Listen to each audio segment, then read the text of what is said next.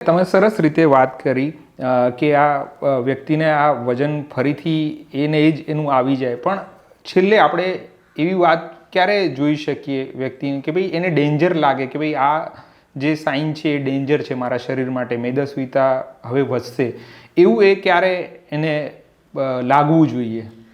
કીધું એમ કે મેદસ્વીતાનો કોઈ એવો ચોક્કસ પોઈન્ટ નથી કે આ પોઈન્ટે આવીને તમારું રિસ્ક ફેક્ટર વધી જાય.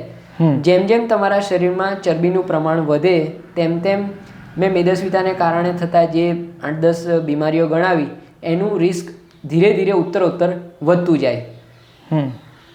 સરળતા ખાતર WHO ને બીજા એસોસિએશને એવો પોઈન્ટ નોંધ્યો છે કે જો તમારું BMI 30 કરતાં વધારે હોય, એટલે કે વજનની સાપેક્ષે તમારું હાઇટની ગણતરીનો જે આંકડો છે BMI એ 30 કરતાં વધારે હોય તો તમારે ચેતવું જોઈએ અને વજન ઉતારવા માટે સજાગ પ્રયત્નો કરવા જોઈએ. હવે સજાગ પ્રયત્નોમાં સૌથી પહેલું આવે છે ડાયટરી મોડિફિકેશન્સ.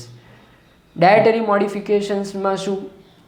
એવા ખોરાક કે જેમાં કાર્બોદિત પદાર્થો વધારે છે એ તમારે ઘટાડવા જોઈએ. સામાન્ય રીતે હું મારા ગુજરાતી પેશન્ટ્સને કાર્બોદિત પદાર્થો ઘટાડવાની સલાહ આપું ત્યારે 4 સફેદ ખોરાક બંધ કરવાની સલાહ આપતો હોઉં છું કે ખાંડ, ગોળ, મેદો, ચોખા અને બટાકા એ આપણા ગુજરાતી ડાયટમાં પુષ્કળ પ્રમાણમાં હોય છે. તો આ 4 સફેદ વસ્તુઓ કે જે કાર્બોદિત પદાર્થોથી ભરપૂર છે એમને ઘટાડવું જોઈએ. સામે પક્ષે હવે એવું નથી કહેતો કે ડાયટ એ ભૂખ્યા રહીને કરવાની વસ્તુ છે. ડાયટરી મોડિફિકેશન્સ કરવાનું છે, શરીરને ભૂખે મારવાનું નથી.